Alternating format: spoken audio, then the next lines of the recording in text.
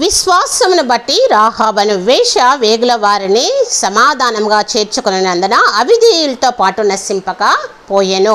ఇక్కడ రాహాబు రక్షణ పొందడానికి గల కారణాలు మనము తెలుసుకున్నాము.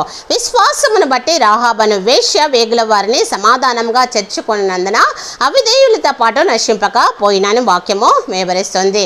ఇక రాహాబు దేవుని యొక్క మాట విన్నట్టుగా మనము చూస్తున్నాము. యెహోవా ఈ దేశమును మీకు ఇచ్చుచున్నాడనియో మీ వలన మాకు భయము పుట్టుననియో మీ భయము వలన ఈ దేశ ప్రజలందరికీ ధైర్యము చెడుననియో నేను ఎరుగుదును అని ఈమె చెప్తుంది.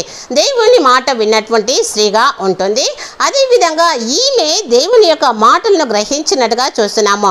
మేము వినినప్పుడు మా గుండెలు కరిగిపోయిను. మీ దేవుడైన యెహోవా పైన ఆకాశమందు కింద భూమి అందును దేవుడే అని ఈమె ఇక్కడ మాట్లాడుతుంది. దేవుని గురించి ఆమె విన్నటువంటి స్త్రీ అయి ఉంటుంది. దేవుని యొక్క మాటలను గ్రహించినటువంటి స్త్రీ అయి ఉంటుంది.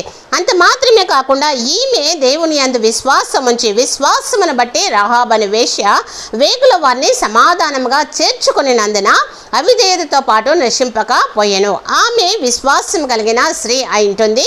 అదేవిధంగా ఈ యొక్క వేగుల వారిని తన ఇంట్లో దేవుని పిల్లలను తన ఇంట్లో చేర్చుకున్నటువంటి స్త్రీగా ఉండి ఉన్నట్టుగా మనము చూస్తున్నాము.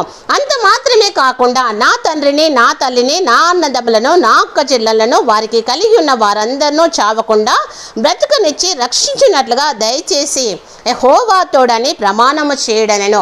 అంత మాత్రమే కాకుండా ఆమె వేడుకుంటుంది ఇక్కడ వీరిని ఏమనంటే తన తండ్రిని అన్నదమ్ములను తన వారందరినీ కూడా కాపాడుమని యెహోవా తోడని ప్రమాణము చేయించుకొని తాను తన కుటుంబం అంతా కూడా కాపాడబడినట్లుగా మనము చూస్తున్నాము.